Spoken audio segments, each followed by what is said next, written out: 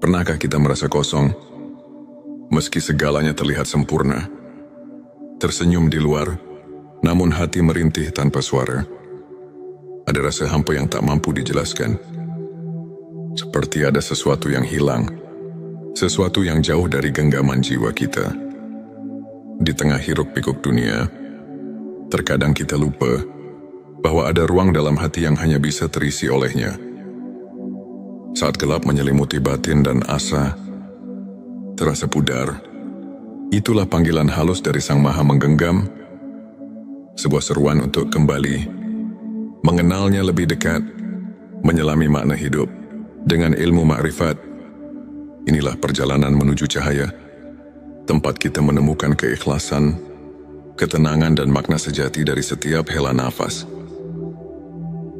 Sahabat tilawah, saya akan membagikan ilmu makrifat dalam bentuk 7 episod penuh makna. Setiap episodnya akan membawa kita lebih dalam mengenal hakikat diri, memahami kebesarannya, dan menemukan ketenangan jiwa yang sejati.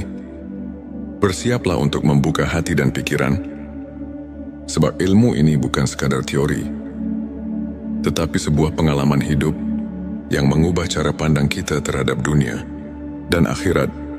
Mari kita bersama-sama meniti jalan menuju ma'rifat, menuju kedekatan dengan Sang Maha Pencipta.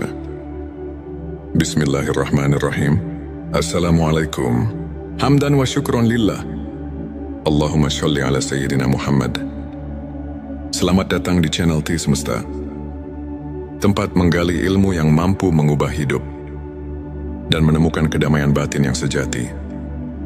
Silakan bersolawat terlebih dahulu, agar terus terhubung dengan Nur Muhammad dan hakikat Muhammad.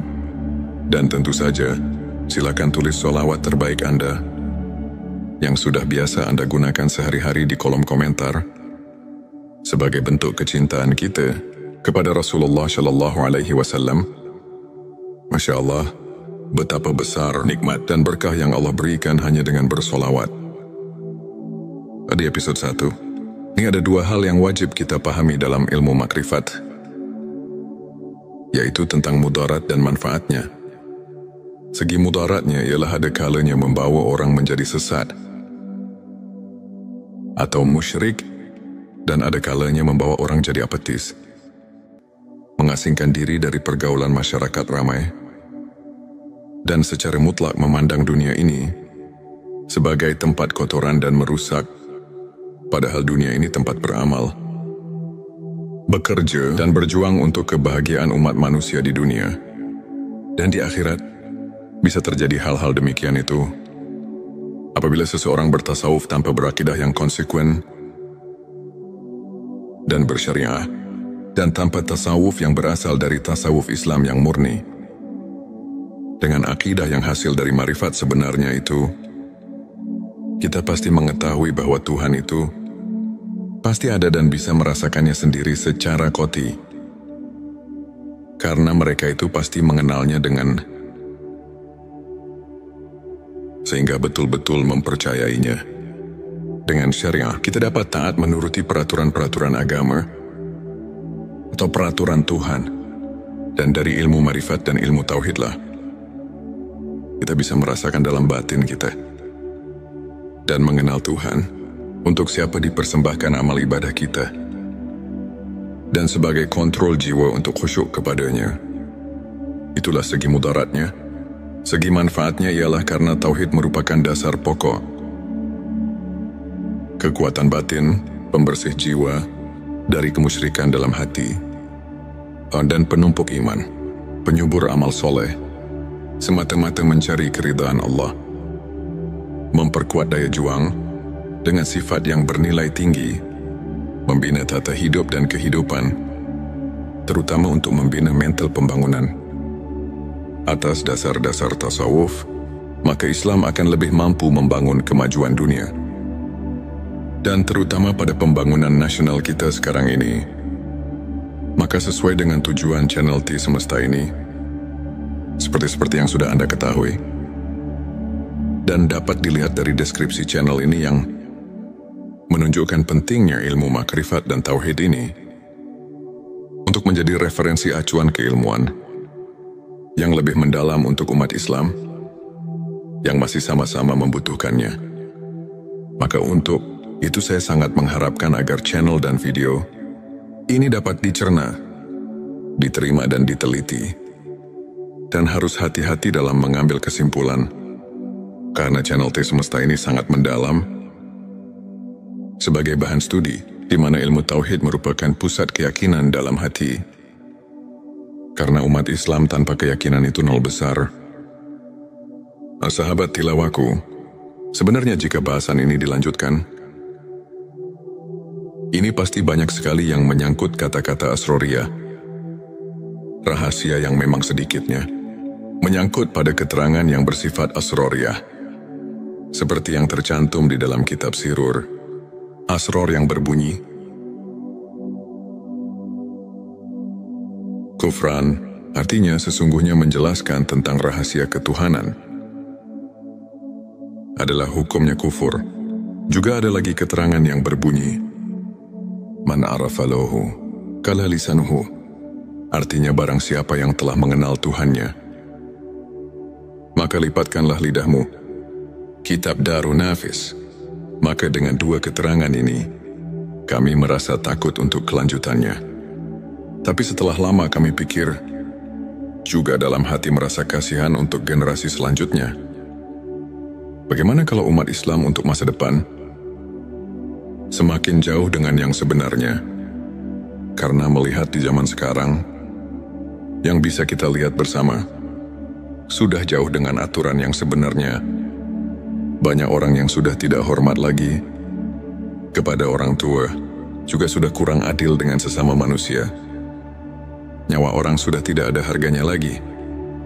Pembunuhan di mana-mana. Coba kita perhatikan sekarang ini. Manusia sudah tidak merasa takut kepada Tuhan. Kejahatan di mana-mana. Korupsi sudah jadi biasa. Jadi kami merasa khawatir untuk masa yang akan datang. Karena kalau tidak ada peringatan dari ulama-ulama, sekarang dengan cara membeberkan hukum-hukum Allah dan Rasul-Nya, itu jelas untuk masa yang akan datang akan lebih parah lagi daripada sekarang. Maka dengan ini kami akan memberanikan diri di dalam channel T Semesta ini untuk siap melanjutkan pembahasan tentang ilmu makrifat tingkat tinggi. Ilmu makrifat, kenali diri maka mengenal Allah SWT. Dan ilmu tauhid, karena Allah telah berfirman, yang dicatat dalam Al-Quran surat ketiga, ayat 79 yang artinya sebagai berikut.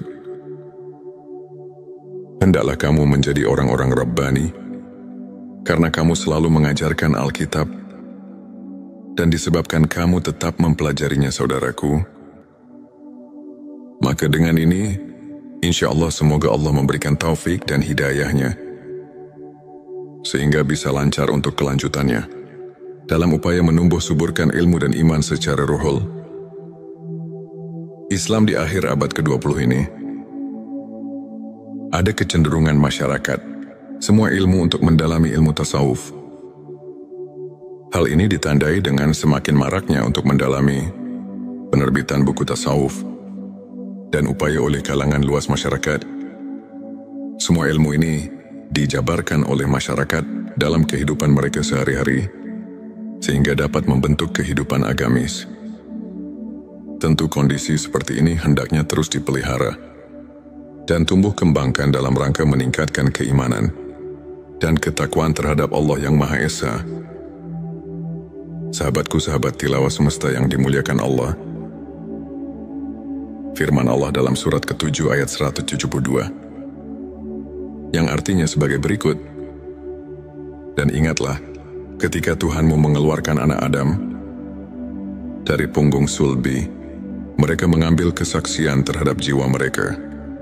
Seraya Tuhan berfirman, bukankah aku Tuhanmu? Mereka menjawab, ya betul kami menjadi saksi. Supaya kamu nanti pada hari berhenti, tidak mengatakan, sesungguhnya kami orang yang lalai, atau tidak diberi peringatan tentang hal ini.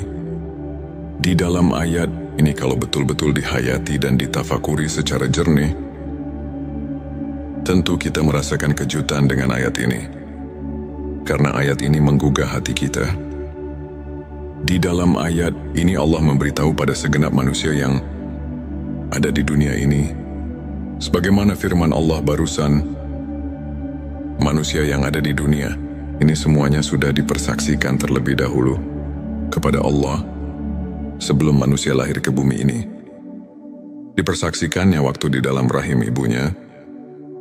Menurut keterangan dalam hadis Bukhari, di bab kejadian makhluk halaman 733 ayat 9, Rasulullah telah menerangkan, dipersaksikannya di alam arwah, di waktu kandungan umur 4 bulan di dalam kandungan sang ibu.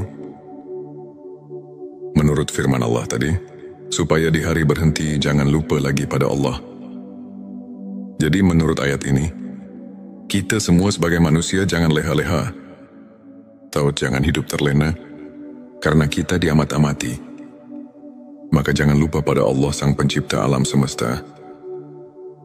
Dengan hati yang jujur, jangan mendustai diri sendiri, sebagaimana keterangan dari Imam Ghazali yang berbunyi, tanyalah hatimu, tanyalah dan tanyalah hatimu, walau orang lain memberi fatwa. Disinilah kita harus jeli untuk mentafakuri ayat-ayat yang berkaitan dengan perasaan yang ada di dalam hati kita. Ayat ini memberi perangsang pada kita masing-masing, supaya hati kita ini jangan ketiduran, sehingga kita terlena dengan apa yang ada di dunia ini. Lupa pada tugas hidup kita sebagai hamba Allah Subhanahu wa Ta'ala yang tidak boleh dilupakan, yaitu menjalankan perintah-perintah yang telah diperintahkan dalam Al-Quran dan hadisnya. Dalam ayat tadi di atas Allah telah memberi peringatan kepada kita semua. Kita jangan lupa kepada Allah Subhanahu wa Ta'ala, Tuhan kita. Sekarang mari kita tanya diri kita masing-masing, apakah kita sekarang ingat pada Allah? Di sini kita harus bertanya kepada hati kita yang jujur. Jangan membohongi diri sendiri, karena di sini bukan ditanya ingat pada namanya Tuhan, tapi di sini ditanya ingat pada Tuhannya, yang diberi nama Allah, yang diberi nama Tuhan. Kenapa pertanyaan seperti ini? Karena banyak sekali orang cuma ingat kepada namanya saja, bukan ingat kepada Allahnya, bukan ingat kepada Tuhannya. Untuk menjawab pertanyaan ini, pertama kita harus memakai pikiran yang mendalam. Kedua harus fakum bidawahir. Ketiga harus memakai hati yang jujur. Baru pertanyaan ini bisa dijawab dengan sempurna. Tapi kalau dijawab dengan hati bainaung, ini pasti akan menimbulkan fitnah di kalangan umat Islam. Na'udzubillah, jangan terjadi seperti ini. Ini cuma mengingatkan hati kita, khususnya umat Islam, jangan sampai keliru untuk menetapkan akidah kita kepada Allah Subhanahu wa Ta'ala, Tuhan kita semua. Karena Tuhan mengamat-amati, jangan sampai lupa kepadanya. Sahabat tilawaku, ini adalah episode kedua. Sekarang mari kita tanya diri kita masing-masing, apakah kita sekarang ingat pada Allah? Di sini kita harus bertanya kepada hati kita yang jujur. Jangan membohongi diri sendiri, karena di sini bukan ditanya ingat pada namanya, tapi di sini ditanya ingat pada Tuhannya, yang diberi nama Allah, yang diberi nama Tuhan. Kenapa pertanyaan seperti ini? Karena banyak sekali orang cuma ingat kepada namanya saja, bukan ingat kepada Allahnya, bukan ingat kepada Tuhannya. Untuk menjawab pertanyaan ini, pertama kita harus memakai pikiran yang mendalam. Kedua harus fakum bidawahir. Ketiga harus memakai hati yang jujur. Baru pertanyaan ini bisa dijawab dengan sempurna. Tapi kalau dijawab dengan hati bainaung, ini pasti akan menimbulkan fitnah di kalangan umat Islam. Na'udzubillah, jangan terjadi seperti ini. Ini cuma mengingatkan hati kita, khususnya umat Islam, jangan sampai keliru untuk menetapkan akidah kita kepada Allah Subhanahu wa Ta'ala, Tuhan kita semua.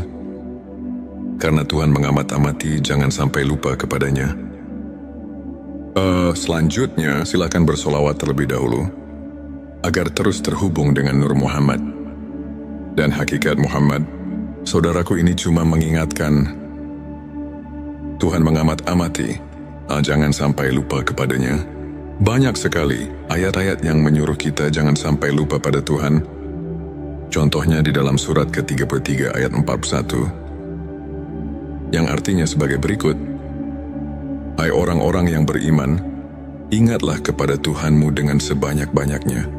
Ingat kalau ayat ini dikaji dan ditafakuri secara mendalam, pasti kita akan terpanggil secara spontan. Terus kita mengusahakan supaya kita terus-menerus ingat kepada Tuhan. Bahkan ada lagi keterangan yang mengingatkan, ingatannya kepada Tuhan harus pikulilam hati wa nafasimbi, ada di kuli. Maklumilah ingatnya kepada Tuhan harus sebing bilangan nafas dan kedipan mata. Ada lagi keterangan di dalam surat ke-7 ayat 205 yang artinya sebagai berikut, dan sebutlah nama Tuhanmu dalam hatimu dengan menyatakan diri, dengan rasa takut dan dengan tidak mengeraskan suara di waktu pagi dan petang, dan janganlah kamu termasuk orang-orang yang lalai. Fadkur di sini artinya, ingat-ingat itu pekerjaan hati. Sedangkan hati itu kalau kita rasakan bukan pekerjaan lisan, tapi pekerjaan hati.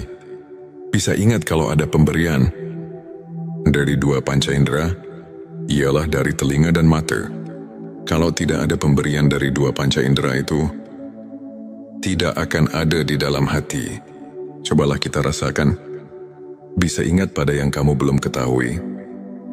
Itu tidak mungkin, tapi awas pendengaran.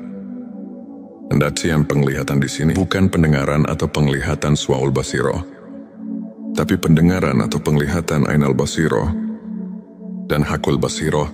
Karena kalau penglihatan suaul basiroh cuma bisa mendengar dan melihat yang kita lihat bersama, seperti gunung laut, batu pepohonan, hewan dan sebagainya yang sama-sama kita lihat. Bukan itu yang dimaksud. Untuk mencapai derajat tingkat ainal basiroh dan hakul basiroh, hanya orang-orang tertentu saja. Ini cuma mengingatkan supaya jangan menafsirkan kepada pendengaran atau penglihatan soal basiroh. Disinilah kita harus hati-hati, jangan sampai cepat-cepat mengambil kesimpulan. Jadi harus diteliti dan ditafakuri yang lebih mendalam dulu, supaya jangan ada perselisihan paham di antara kita umat Islam. Saudaraku hadirin yang dirahmati Allah, untuk mengingat sebenarnya kepada Tuhan, kita harus suluk terlebih dahulu kepada guru antuk pituduh yang benar-benar ahli, karena tidak semua kiai, ajengan dan ustadz yang bisa mengajarkan hal ini. Ada kekhususan untuk arif billah yang bisa untuk hal itu. Dengan sangat pentingnya untuk mengingat Tuhan, kita harus berusaha sekuat tenaga. Karena kalau kita lupa kepada Tuhan sekarang, apalagi nanti di akhirat, pasti kita akan lupa. Sedangkan kalau kita lupa karena tidak diberitahu oleh kedua orang tua, maka itu pun tidak bisa menghisap kepadanya. Sebagaimana firman Allah di surat ke-7 ayat 173. Surat Al-A'raf sudah memberi peringatan kepada kita yang berbunyi, atau agar kamu tidak mengatakan, sesungguhnya orang-orang tua kami telah mempersekutukan Tuhan sejak dahulu, sedang kami ini adalah anak-anak keturunan yang datang sesudah mereka. Maka apakah engkau akan membinasakan kami karena perbuatan orang-orang yang sesat dahulu? Quran Surat Al-A'raf ayat 173. Nah, di sini marilah semua, khususnya orang-orang yang beriman, mari kita bangkitkan pikiran kita untuk penelitian, mentafakuri ayat ini, karena sudah jelas dan dapat kita pahami tadi. Ayat 172. Dan ditegaskan lagi dengan ayat 173. Ini benar-benar Tuhan melarang lupa kepadanya. Juga jangan menyalahkan kedua orang tua, apalagi menghisapnya, karena kita sebetulnya sudah diberitahu oleh Tuhan melalui wahyunya kepada Nabi Muhammad Shallallahu Alaihi Wasallam bahwa kita semua sudah mengatakan qalu bala syahidna. Maksudnya, supaya kita nanti di akhirat jangan bilang lalai atau lupa kepadanya, sebab kalau lupa atau lalai atau lupa kepadanya, ini hanya kesalahannya sendiri, yang akibatnya kita akan mendapatkan kesesatan, karena tidak mau tahu tentang agama sendiri. Karena itulah kita jadi bodoh. Bodoh tentang persaksian kepadanya. Bodoh itu karena lupa. Lupa itu jadi kita bodoh. Sama yang telah dikatakan di dalam kitab Sirur Asror. Di situ dikatakan penyebab, tapi hati adalah karena lupa. Dengan lupa kita jadi bodoh. Bodoh dalam urusan ketuhanan. Setelah manusia berjanji di alam arwah, sahabat tilawahku, sekarang di episode ketiga. Di sini marilah semua, khususnya orang-orang yang beriman, mari kita bangkitkan pikiran kita untuk meneliti, mentafakuri ayat ini. Firman Allah di surat ke-7 ayat 173. Sudah memberi peringatan kepada kita yang berbunyi, atau agar kamu tidak mengatakan, sesungguhnya orang-orang tua kami telah mempersekutukan Tuhan sejak dahulu, sedang kami ini adalah anak-anak keturunan yang datang sesudah mereka. Maka apakah engkau akan membinasakan kami karena perbuatan orang-orang yang sesat dahulu? Quran Surat Al-A'raf ayat 173. Di sini sudah jelas dan dapat kita pahami. Ini benar-benar Tuhan melarang lupa kepadanya. Juga jangan menyalahkan kedua orang tua, apalagi menghisapnya, karena kita sebetulnya sudah diberitahu oleh Tuhan melalui wahyunya kepada Nabi Muhammad Shallallahu Alaihi Wasallam bahwa kita semua sudah mengatakan qalu bala syahidna. Maksudnya supaya kita nanti di akhirat jangan bilang lalai atau lupa padanya, sebab kalau lupa atau lalai atau lupa kepadanya, ini adalah kesalahannya sendiri, yang akibatnya kita akan mendapatkan kesesatan, karena tidak mau tahu tentang agama sendiri. Karena itulah kita jadi bodoh tentang persaksian kepadanya. Bodoh itu karena lupa. Lupa itu jadi kita bodoh. Begitupun yang telah dikatakan di dalam kitab Sirur Asror. Di situ dikatakan, penyebab buta hati adalah karena lupa. Dengan lupa kita jadi bodoh. Bodoh dalam urusan ketuhanan. Setelah manusia berjanji di alam arwah. Di dalam pengertian ingat, ada 3 macam pengertian. Yang pertama, ada yang mengartikan harus banyak dikil, atau wirid membacakan kalimat thayyibah. Contohnya seperti takbir, tahmid, tahlil, dan sebagainya. Yang kedua, ada juga yang menafsirkan harus banyak ingat itu dengan memperaturkan hukum-hukumnya. Seperti di dalam kehidupan sehari-hari, kita harus sesuai dengan aturan Tuhan. Jangan mengerjakan pekerjaan sekehendak hawa nafsu kita, karena nanti semua perilaku kita harus dipertanggungjawabkan. Yang ketiga, ada juga yang menafsirkan banyak ingat itu adalah sebagaimana yang telah dijabarkan di dalam kitab-kitab tasawuf. Seperti dalam di kitab Al-Hikam, para arif bila menafsirkan ayat tersebut di atas dan meneliti di surat kedua ayat 152, itu benar-benar kita selaku manusia yang ada di jagat raya, ini dilarang keras lupa kepada Tuhan. Jadi kita di dalam menafsirkan ayat tersebut harus hati-hati. Karena urusan ingat itu adalah urusan hati atau urusan kolbu. Ini tidak bisa dengan begitu saja. Walaupun yang sebelumnya juga tidak salah. Itu penafsiran tingkat dasar. Tapi kita harus ingat, ini pekerjaan kolbu. Harus vakum bidawahir sehingga bisa dirasakan oleh yang mengingatnya. Untuk mengingat dengan sebenarnya, ini harus melalui proses-proses yang tertentu. Karena kolbu itu tidak akan bisa dibohongi. Kolbu bisa ingat cuman kepada yang sudah diketahui. Kolbu tidak akan ingat kepada yang belum diketahui. Coba saja kita sama rasakan. Atau tanya hati kita masing-masing.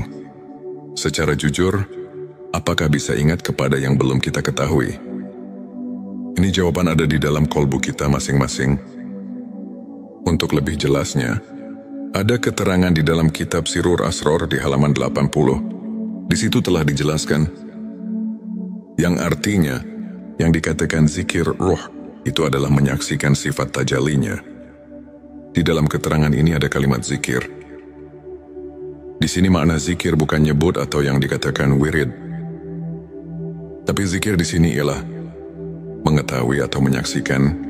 Tapi untuk ingat itu, harus mengetahui dahulu kepada yang akan diingatnya. Apalagi ini urusan akidah.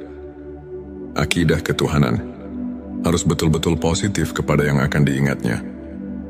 Sebagaimana yang kita maklumi bersama, kita setiap ibadah salat suka mengucapkan Afdalul zikri falam anahu la ilaha illallah. Artinya cukupnya ingat itu adalah ketahuilah bahwa tidak ada lagi Tuhan kecuali Allah. Di dalam ayat ini kita semua sudah maklum. Bahkan para arif billah di dalam kitab tasawuf dan di kitab Al-Hikam, ayat ini betul-betul menunjukkan keharusan marifat kepada Tuhan, maksudnya supaya kita ingatnya kepada Tuhan. Benar-benar vakum bidawahyu, terasa benarnya dengan kolbunya sendiri. Karena untuk ingat kepada Tuhan, itu harus memakai amrun jauki, perasaan yang mendalam, ceritaan yang jujur, sesuai dengan pembuktiannya, walaupun pengertian orang lain menyalahkannya. Tapi kalau sudah vakum bidawahir di dalam kolbu, kita sudah nasion andalilin sesuai dengan dalil-dalilnya. Itu jangan diragukan lagi, karena man lam yaduk lam yadri. Siapa yang tidak merasakan, barang tentu tidak akan mengetahuinya. Kita harus jujur, jangan membohongi diri sendiri. Sesuai dengan firman Allah di dalam surat ke-33 ayat 70. Yang artinya, hai orang-orang yang beriman, bertakwalah kamu kepada Allah dan mengucapkan kata yang benar. Di dalam ayat ini, kita kayaknya disuruh banyak menyadarkan diri, supaya jangan sembarangan di dalam mengingat Tuhan, atau jangan asal-asalan. Walaupun di level syariat itu tidak seberapa, salah itu hanya untuk orang-orang yang masih tingkat dasar. Tapi ketika sudah tingkat dewasa, di dalam agama, harus suluk lagi kepada yang lebih mendalam. Sahabatku, ada dalil yang mengatakan, yang artinya, barang siapa yang mengerjakan hari sekarang, sama saja dengan hari kemarin, itu orang termasuk golongan yang merugi. Artinya kita jangan lari di tempat, karena itu tidak akan maju-maju. Tapi seharusnya, sebagaimana yang telah dikatakan oleh Sayyidina Ali, yang artinya, dan barang siapa mengerjakan hari, ini lebih baik dari hari kemarin. Itu tandanya orang yang mendapat keuntungan. Hadirin yang dimuliakan Allah. Ada pertanyaan dari jemaah. Pak, maaf saya mau bertanya. Boleh enggak? Kami jawab boleh saja. Karena kita harus benar-benar mengerti dan bisa merasakannya sendiri. Apa yang ditanyakan, katanya, setelah kita menyimak keterangan dari awal sampai akhir, juga meneliti dan mentafakurinya, sampai di sini, ini kayak manusia berikut saya. Harus mengenal Tuhan, itu harus diawali dari dunia ini. Nah, di sini saya mau nanya, apakah mungkin saya manusia biasa bisa mengenal Tuhan di dunia ini? Saya jawab, maaf, saya tidak akan menjawab langsung kepadamu.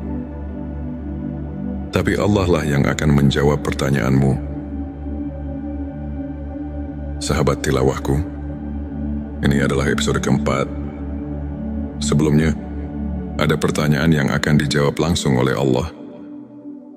Ini ada dalam firman Allah, surat kelima Al-Maidah, ayat 35 yang artinya, hai orang-orang yang beriman, bertakwalah kepada Allah dan carilah jalan yang mendekatkan diri kepadanya, dan berjihadlah di jalannya, agar kamu mendapat keberuntungan. Dari ayat ini sudah jelas bahwa Tuhan menunjukkan kepada seluruh manusia yang ada di dunia ini, terutama kepada orang yang mengaku iman kepada Tuhan, bahwa kita selaku manusia yang sudah mengaku iman, harus sekeras mungkin untuk mencapai wasilah, atau jalan untuk taqarrub mendekatkan diri kepadanya. Juga di dalam ayat lain, Tuhan telah berfirman sebagaimana yang tercatat di surat ke-84, ayat 6 yang artinya, "Hai manusia, sesungguhnya kamu telah bekerja dengan sungguh-sungguh menuju Tuhanmu, maka pasti kamu akan menemuinya. Sebelumnya silakan bersolawat terlebih dahulu, agar terus terhubung dengan Nur Muhammad dan hakikat Muhammad. Dan tentu saja, mari kita lanjutkan kebiasaan baik kita di sini. Silakan tulis solawat terbaik Anda, yang sudah biasa Anda gunakan sehari-hari di kolom komentar, sebagai bentuk kecintaan kita kepada Rasulullah Shallallahu Alaihi Wasallam. Karena siapa yang bersolawat 1 kali, Allah akan membalasnya dengan 10 kali lipat rahmat dan keberkahan. Masya Allah, betapa besar nikmat yang Allah berikan hanya dengan bersolawat. Hadirin yang dirahmati Allah, kalau kita kaji dari ayat ini, mungkin kita bisa pahami, juga mengerti, karena ayat ini Tuhan memerintah kepada seluruh manusia, khususnya kepada yang iman kepadanya. Di sini ada kalimat himbauan kepada seluruh manusia, bahwa kita harus tabah nafsi memeras keringat untuk berjumpa. Dalam hal ini mari kita tanya diri kita masing-masing, apakah kita mau berjumpa dengannya? Apa tidak itu tergantung kita masing-masing. Sahabat tilawahku, maaf sekali lagi saya mau tanyakan, kan manusia semua nanti setelah mati pasti berjumpa dengannya, karena semua akan pulang kepadanya. Ini bagaimana? Karena setiap pulang pasti berjumpa. Itu benar kalau dipikir dengan logika. Tapi kita harus mencari bukti kebenarannya dari ayat atau hadis yang khoti, supaya bisa dipertanggungjawabkan. Karena ini urusan akidah yang harus benar-benar nasionan dalilin, sesuai dengan dalil-dalilnya dari Allah dan Rasulnya. Tapi kami menemukan salah satu hadis Sahihul Bukhari. Di situ ada keterangan yang berbunyi, hadits ini diriwayatkan oleh Anas bin Malik. Anas bin Malik mendengar perkataan Mu'ad bin Jabal. Mu'ad bin Jabal mendengar langsung dari Rasulullah Shallallahu Alaihi Wasallam. Rasulullah bersabda, barang siapa yang berjumpa dengan Tuhannya dengan tidak adanya keadaan musyrik kepadanya, maka dia akan masuk surga. Dari hadis tersebut kalau kita kaji dan tafakuri, pasti kita dapat mengambil kesimpulan, kalau kita semua nanti di akhirat bisa bertemu dengan Tuhan, itu jelas semuanya akan masuk surga. Jadi kalau semuanya akan masuk surga, untuk apa kita di dunia ini berbuat baik? Dan kenapa Tuhan menyuruh berbuat baik di dunia ini? Nah, di sini kita harus berpikir lebih jauh. Mari kita jelaskan supaya kita dapat mengerti. Memang semuanya manusia, bukan satu persatu lagi, tapi semuanya hanya ruh manusia. Tidak semuanya bertemu dengan Tuhannya. Orang yang bertemu dengan Tuhannya hanya orang-orang yang tertentu saja. Yang dimaksud orang tertentu, itu ialah orang-orang yang sudah mengenal Tuhan di dunianya. Sebagaimana firman Allah dalam surat ke-17, ayat 72, Tuhan telah memberitahu, sebagaimana artinya, dan barang siapa yang buta hatinya di dunia ini, niscaya di akhirat nanti, ia akan lebih buta pula, dan lebih tersesat dari jalan. Yang benar buta di sini barang tentu kepada Tuhan. Dan umpama diartikan buta kepada ilmu, itu tidak mungkin, karena di akhirat bukan tempatnya cari ilmu atau berilmu. Di kitab Usuluddin juga sudah diterangkan, yang artinya, Barang siapa yang buta di dunianya kepada Tuhan, maka bagaimana nanti di akhiratnya? Nah, di sini sudah jelas dan kita pasti bisa mengerti.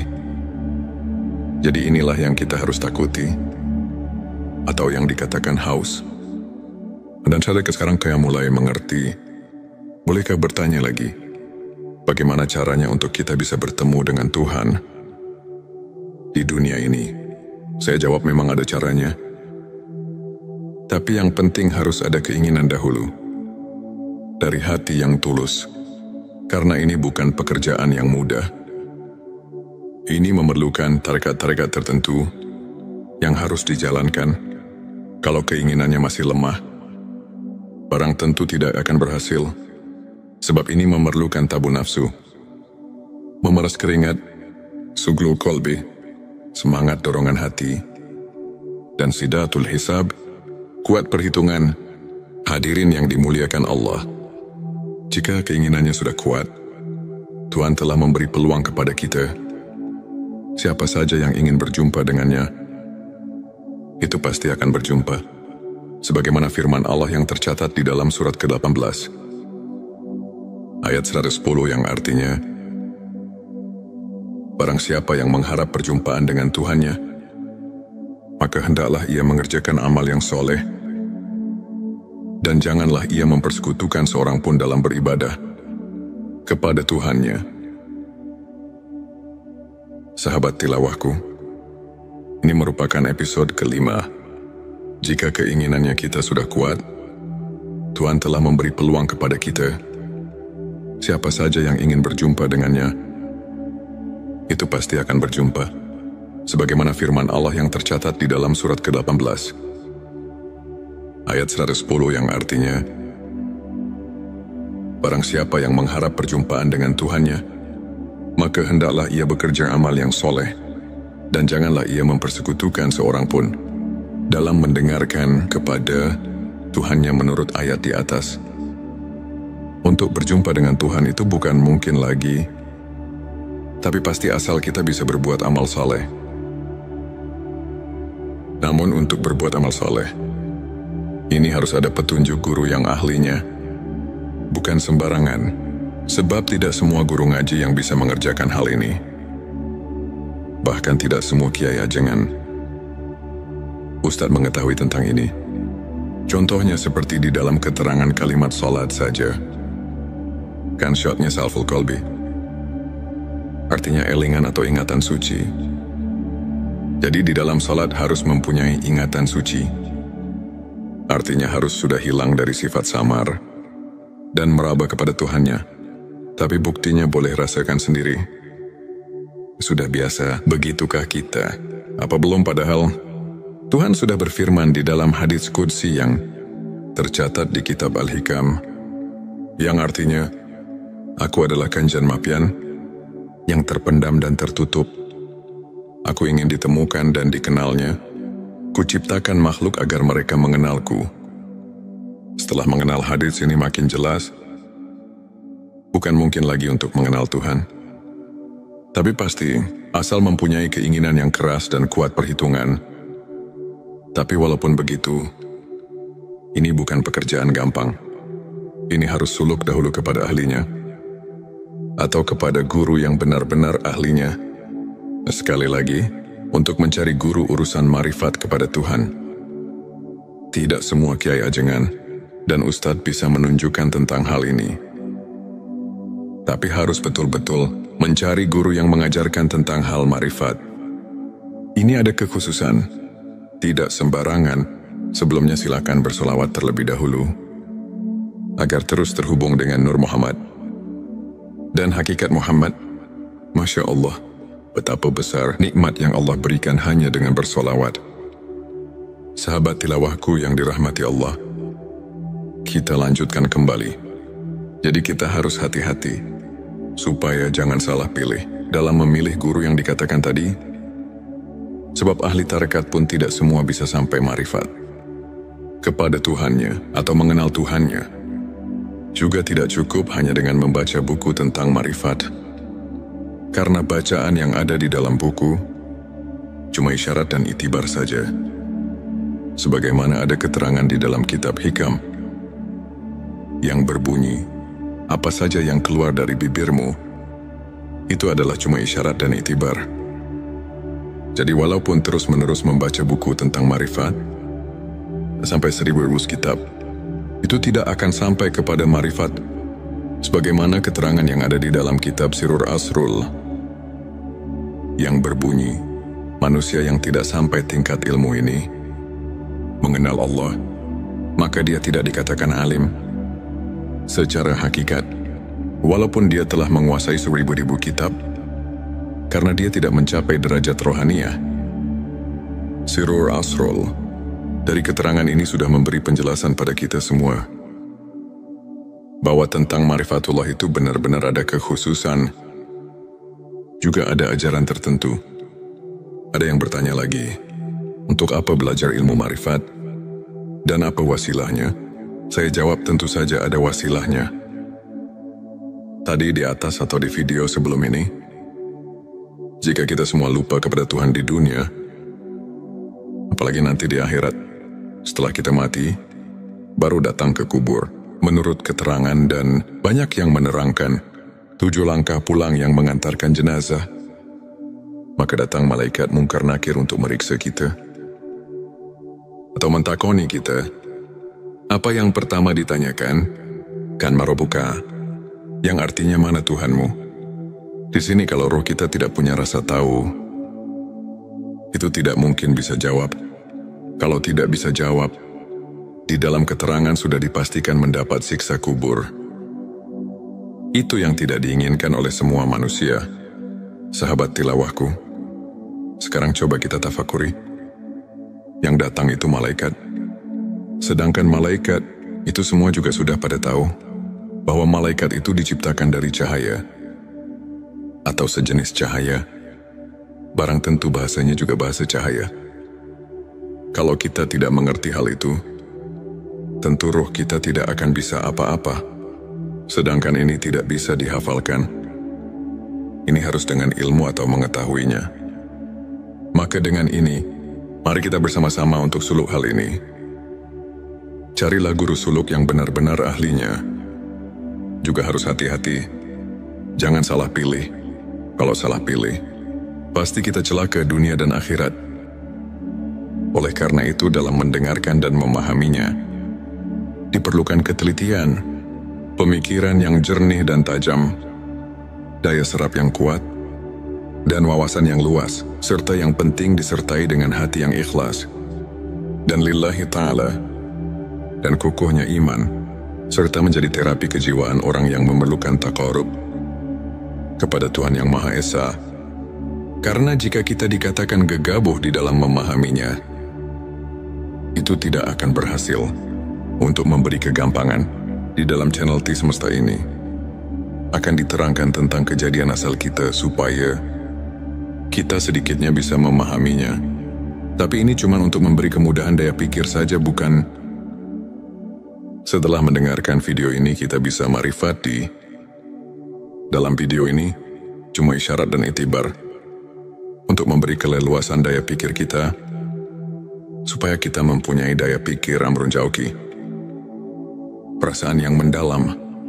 Maksudnya setelah mempunyai perasaan yang mendalam, kita bisa meningkatkan ibadah yang benar-benar qoti dan nasyunan dalilin, cocok dengan dalil dan contohnya. Maka dari itu, kita harus memahami dulu tentang awal penciptaan. Tentang awal penciptaan makhluk, kami referensikan dari kitab Sirur Asrul. Karena di sana itu udah enak banget. Mari kita telusuri bagaimana dan dari mana kita asal sekarang. Di dalam kitab Sirur Asrul, di situ banyak sekali menerangkan tentang asal, muasal kejadian manusia. Jadi kita bisa mengambil hikmahnya dari kitab tersebut. Karena kitab tersebut dapat dipertanggungjawabkan kebenarannya, karena sesuai dengan kenyataannya. Dan bisa dirasakan sendiri kalau kita sudah memahaminya. Di dalam kitab Sirur Asror diterangkan secara jelas. Saya akan langsung menjabarkan dalam bentuk terjemah, yang artinya sebagai berikut. Ketahuilah, Semoga engkau diberi taufik kepada segala yang dicintai dan diridhoi Tuhan. Makhluk yang pertama yang menciptakan Tuhan adalah Ruh Muhammad Shallallahu Alaihi Wasallam. Telah diciptakan dari cahaya jamal Allah. Sebagaimana firman Allah dalam hadis Qudsi, aku ciptakan Ruh Muhammad dari cahayaku. Nabi Shallallahu Alaihi Wasallam bersabda, yang pertama diciptakan oleh Tuhan, yaitu ruhku, dan yang pertama diciptakan oleh Tuhan adalah cahayaku, dan yang pertama diciptakan oleh Tuhan, yaitu kalam, dan yang pertama diciptakan oleh Tuhan, yaitu akal ruh cahaya. Kalam dan akal pada dasarnya adalah satu, yaitu hakikat Muhammad, sahabat tilawahku. Kemudian ada lagi yang enak sekali untuk dipahami. Silakan simak saja, yang artinya sebagai berikut. Hakikat Muhammad disebut nur, karena bersih dari segala kegelapan yang menghalanginya. Sebagaimana firman Allah, telah datang kepadamu cahaya dan kitab penerang dari Allah. Hakikat Muhammad disebut juga akal, karena ia yang menemukan segala sesuatu. Hakikat Muhammad disebut kalam, karena ia yang menjadi sebab perpindahan ilmu, seperti halnya mata pena sebagai pengalih ilmu di alam. Lahud Ruh Muhammad adalah ruh yang termurni sebagai makhluk. Hal ini sesuai dengan sabda Rasulullah Shallallahu Alaihi Wasallam yang menerangkan tentang aku dari Allah dan makhluk lain dari aku. Inilah sabdanya, dan dari ruh Muhammad itulah Allah menciptakan semua ruh. Di alam laut dalam bentuk yang baik, terbaik yang hakiki. Itulah nama seluruh manusia di alam laut. Alam laut adalah negeri asal. Setelah 4.000 tahun sejak penciptaan ruh Muhammad, maka Allah menciptakan Arasy dari Nur Muhammad. Begitu pula seluruh makhluk lainnya diciptakan dari Nur Muhammad. Dilanjutkan dengan sabda Rasulullah Shallallahu Alaihi Wasallam yang artinya sebagai berikut. Selanjutnya ruh diturunkan ke alam yang terendah, dimasukkan pada makhluk yang terendah, yaitu jasad, sebagaimana firman Allah, kemudian aku turunkan manusia ke tempat yang terendah. Proses turunnya adalah setelah ruh diciptakan di alam laut, maka diturunkan ke alam Jabarut, dan dibalut dengan cahaya Jabarut, bagai pakaian antara kedua haram. Lapis kedua ini disebut ruh sultani. Selanjutnya diturunkan lagi ke alam malakut, dan dibalut dengan cahaya malakut yang disebut ruh rohani. Kemudian diturunkan lagi ke alam mulki, dan disebut dengan cahaya mulki. Lapis keempat ini disebut ruh jasmani. Sahabat tilawahku, kemudian sabda Rasulullah Shallallahu Alaihi Wasallam berlanjut dengan sabdanya sebagai berikut. Selanjutnya Allah menciptakan badan atau jasad dan mulki atau bumi. Sebagaimana firman Tuhan, dari bumi aku ciptakan kamu, kepada bumi aku mengembalikanmu, dan dari bumi pula lah aku mengeluarkanmu. Setelah terwujud jasad, maka Allah memerintahkan ruh agar masuk ke dalam jasad, dan ruh masuk ke dalam jasad. Sebagaimana firman Allah, ku ciptakan ruh dariku ke dalam jasad. Hadirin sahabat tilawah yang dirahmati Allah. Kemudian sabda Rasulullah Shallallahu Alaihi Wasallam ditutup dengan sabdanya sebagai berikut. Ketika ruh berada di dalam jasad dan merasa senang berada jasad, ruh lupa akan perjanjian awal di alam-alam laut, yaitu hari perjanjian alastu bi rabbikum. Bukankah aku ini Tuhanmu? Ruh menjawab, benar engkau adalah Tuhanku. Karena ruh lupa pada perjanjian awal, maka ruh tidak dapat kembali ke alam laut sebagai tempat awal dengan kasihnya Tuhan. Maka menolong mereka dengan menurunkan kitab-kitab samawi sebagai peringatan tentang negeri asal bagi mereka. Sesuai dengan firman Tuhan, berikanlah peringatan pada mereka tentang hari-hari Tuhan. Ialah hari pertemuan antara Tuhan dengan seluruh arwah di alam laut. Lain halnya dengan para nabi, mereka datang ke bumi dan kembali ke akhirat, badannya di bumi, sedangkan ruhnya intinya berada di negeri asal. Karena adanya peringatan ini, sangat sedikit orang yang sadar dan kembali, serta berkeinginan dan sampai ke alam asal. Karena sedikitnya manusia yang mampu kembali ke alam asal, maka Allah melimpahkan kenabian kepada Ruh Agung Muhammad Rasulullah, penutup petunjuk jalan dari kesesatan ke alam terang. Ia diutus para rasul untuk mengingatkan mereka yang lupa dan membuka hatinya.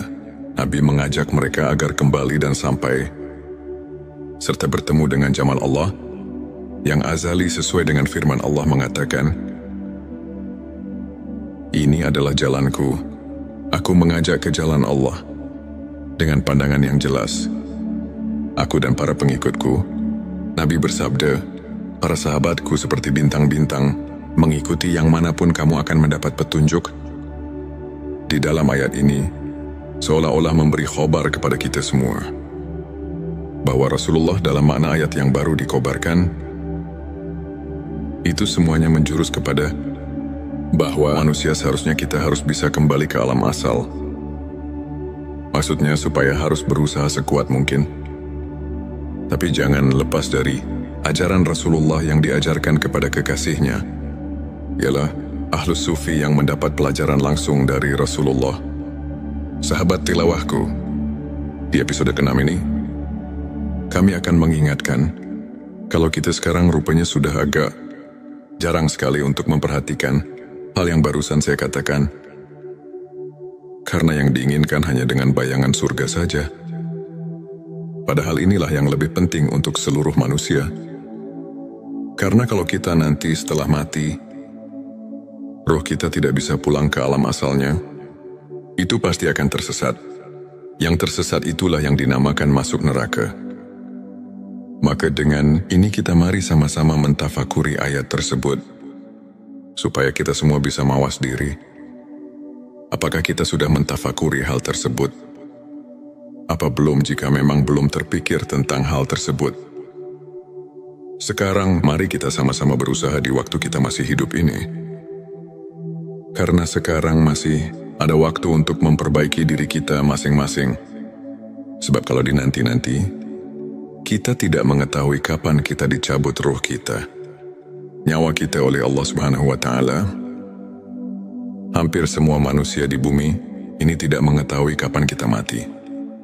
Maka dengan inilah, kita alhamdulillah setelah menganalisa hadis-hadis, Rasulullah jadi bisa mengetahuinya. Setelah mengetahui hadis-hadis yang tadi di awal video, hati kita merasa terpanggil. Yang mungkin hal ini belum memikirkannya, karena terlena dengan bahasan-bahasan tentang surga dan neraka, jadi kita semua sesekali lupa tentang hal itu. Nabi mengajak manusia kembali kepada Allah Subhanahu wa Ta'ala dengan pandangan yang jelas, yang di dalam Al-Quran disebut basiroh, yang artinya adalah dari ruh asli yang terbuka pada mata hati para aulia. Basirohnya lain halnya sama dengan ilmu laduni batin, ilmu yang langsung dari Allah, sesuai dengan firman-Nya, "Kepada Dia kuberikan ilmu yang langsung dariku." Untuk menghasilkan basiroh, manusia mengambilnya dari ahli basiroh dengan mengambil pembicaraan dari seorang wali mursyid yang dapat menunjukkan dari alam laut. Di sini mungkin ada pertanyaan, bagaimana kalau saya mau ditunjukkan kepada basiroh yang dimaksud, sedangkan wali mursyid yang dimaksud sekarang sudah tiada? Itu memang benar, sekarang wali mursyidnya sudah tiada. Tapi kita jangan putus asa, karena ada keterangan yang menunjukkan kepada kita semua. Sebagaimana kita maklumi, al-ulama warasatul anbiya, ulama adalah pewaris para nabi. Tapi kita juga harus hati-hati, karena tidak semua ulama yang bisa menunjukkan hal itu.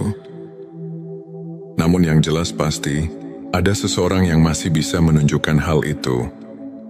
Kita harus berusaha sekeras mungkin, atau yang dikata wajihadu fisabilillah, untuk menemukan guru antuk pituduh tersebut. Al-ulama warasatul anbiya. Ulama adalah pewaris para nabi. Jika kita memperhatikan keterangan ini, jelas jangan merasa putus asa atau kita membuat alasan untuk kalah hingga kita tidak berusaha untuk mencari jalan supaya kita bisa pulang ke alam asal. Sedangkan Tuhan sudah memerintahkan supaya kita berusaha untuk mendekatkan diri kepada Tuhan.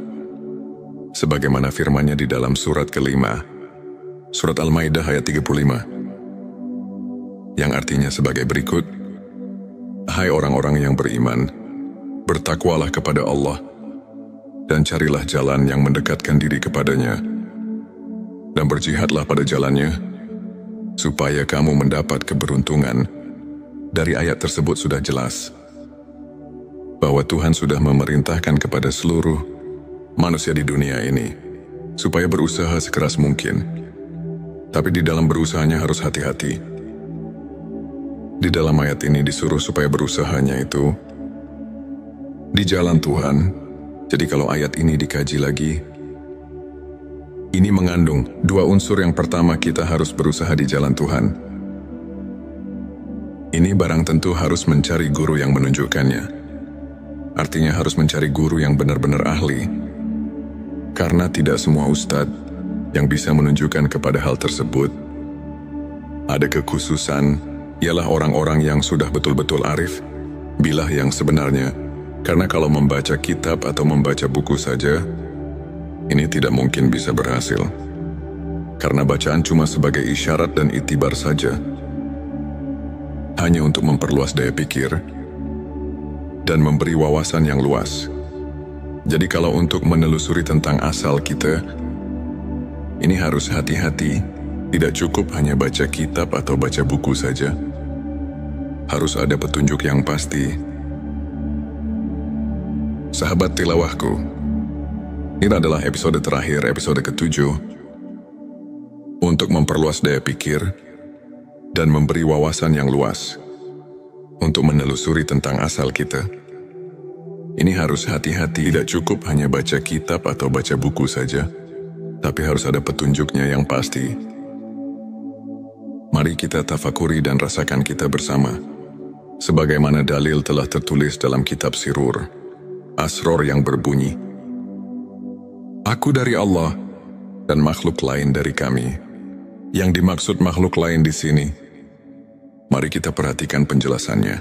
Sebagaimana sabda Rasul yang artinya, "Dan dari ruh Muhammad itulah Allah menciptakan semua ruh di alam laut." Dan ada lagi dalil yang menjelaskan tentang asal-usul seluruh makhluk. Sebagaimana yang diterangkan di dalam kitab Aqidatul Najin, yang artinya sebagai berikut. Yang pertama diciptakan Tuhan ialah akal-akal. Itu bangsa lelembut, rubania rohania. Dan itulah hakikatul insan. Hakikatul insan itulah yang bisa membuktikan dan mengerti, yang bisa marifat kepada Tuhan, dan itulah yang menjadi sebab diperintahnya dan dipinta pertanggungjawabnya dari orang tersebut. Sahabat tilawahku, dari keterangan ini, mari kita simak sejenak, supaya kita betul-betul mengerti asas tujuannya. Kalau kita sudah mengerti dan meneliti tujuannya, pasti kita tidak akan mengeluarkan fitnah di kalangan masyarakat, atau sekurang-kurangnya kita bisa memahami tentang hak yang kita harus diketahui atau kita tuju. Selanjutnya, silahkan bersolawat terlebih dahulu, agar terus terhubung dengan Nur Muhammad dan hakikat Muhammad, sahabatku. Di dalam keterangan atau dalil barusan, memberitahu kepada kita semua bahwa manusia awalnya diciptakan oleh Tuhan ialah di dalam laut. Juga yang diciptakan baru hak Muhammad, atau yang dikatakan asal ning asal. Ada juga yang mengatakan Nurullah atau Johar awal. Itu baru di alam asal. Ning asal itu juga masih banyak sekali nama-nama tersebut. Itu semuanya gulungan zat dan sifat. Makanya ada keterangan di dalam Al-Hikam yang artinya sebagai berikut. Kita harus bisa memisahkan atau harus bisa menyaksikan yang satu terhadap yang banyak, dan menyaksikan yang banyak terhadap yang satu, lihat di dalam Al-Quran surat ke-41 ayat 53. Kemudian bersambungnya Tazali, sifat ini semuanya goropi tamsil, tidak bisa diperinci, dan ini adalah maqam mujmal. Gulungan zat dan sifat tidak bisa berpisah. Bersatu tidak menjadi satu, berpisah tidak menjadi dua, tapi harus bisa membedakan. Sahabatku, awas. Ini baru keterangan, ini baru dalil saja, atau itibar. Berhati-hatilah, jangan terburu-buru mengambil kesimpulan, karena harus melalui guru suluk dahulu. Ini cuma untuk membangkitkan wawasan kita saja, supaya jangan merasa cukup dengan pengertian yang ada kalau kita telusuri lagi. Toh masih jauh yang kita harus ditempuh, karena kita harus kembali ke alam asal, yaitu Inna lillahi wa inna ilaihi rajiun. Asal dari Tuhan harus kembali kepada Tuhan lagi. Nah, sahabatku, di sini tentunya kita harus berpikir terlebih dahulu, karena tidak semua sesudah mati bisa pulang ke alam asal.